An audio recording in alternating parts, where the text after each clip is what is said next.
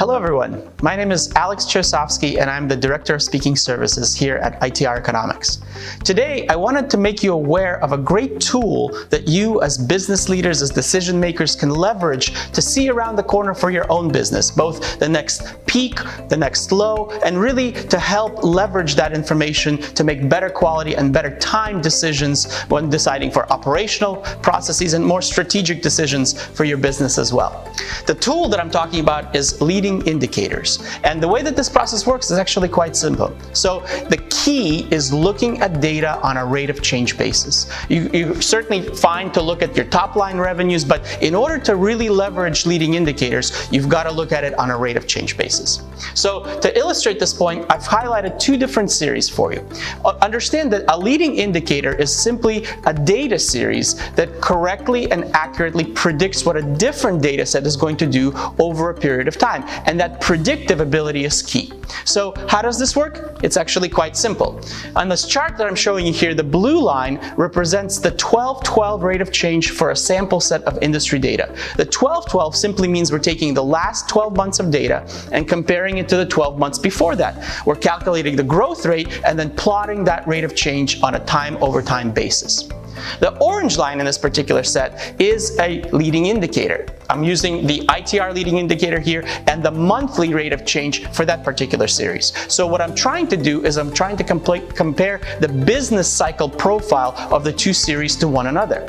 So when I do that, you can clearly see that the peak in the orange line happens in May of 2010 and the peak in the blue line doesn't happen until about a year later in May of 2011, which suggests that we have a 12-month lead time from the ITR leading indicator monthly data to the industry data 12-12. And you can kind of see this relationship, this 12-month lead represented through the various highs and lows in the business cycle. So for example, you can see in 2009, the low point in the blue line was predicted by the low point in the orange line that occurred back in 2008. And through the various highs and lows subsequently, you can also see the predictive ability of the leading indicator.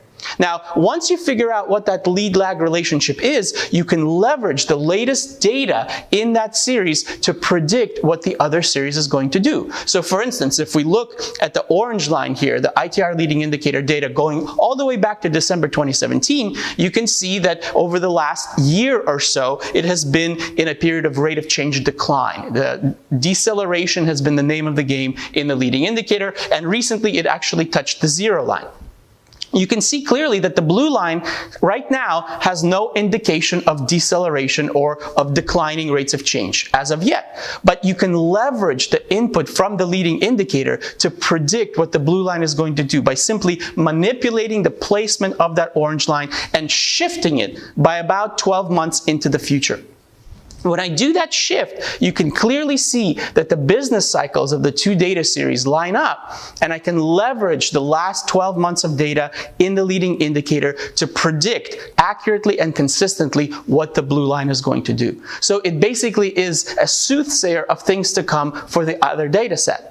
That's really, really critical because it helps you plan for when the next peak in the data is going to happen, when the next low point will happen, and of course those peaks and lows correspond with different decisions that you should be making and different actions that your management team should be taking in order to take advantage of the cyclical movement in your company's performance. If we take that methodology that I just showed you and apply it to our forecast, right now we're calling for deceleration in the US industrial economy for the remainder of 2019 and some mild contraction in the first half of 2020. But how do we know that's going to happen? I wanted to show you the leading indicators, at least a sampling of them, that we're leveraging to be able to see around the corner for the US industrial economy. So here I've plotted the US industrial production index. I'm looking at it on a rate of change basis. Once again, we're looking at the 12-12 rate of change, which is the rolling year-over-year rate of change. The solid blue line represents historic data, and the dots there represent the forecast that we've put in place for the rates of change for the US Industrial Production Index. Now, how is it that we know that the economy is going to transition to the back of the cycle, that it's going to have some mild negativity in the first half of 2020 and then to rise into 2021? Well, we've got a body of evidence from leading indicators that consistently tells us that that's what's going to happen. So let me show you a few examples.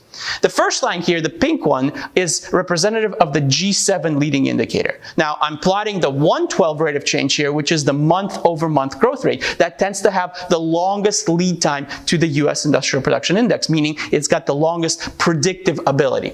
And you can see there is a nice cyclical correlation between those two series, and understand that the G7 is simply the largest developed economies in the world. It includes the United States, but it also has Canada and the UK and France and Germany and Japan and several others. So essentially, it's a catch-all for global economic activity as far as looking into the future.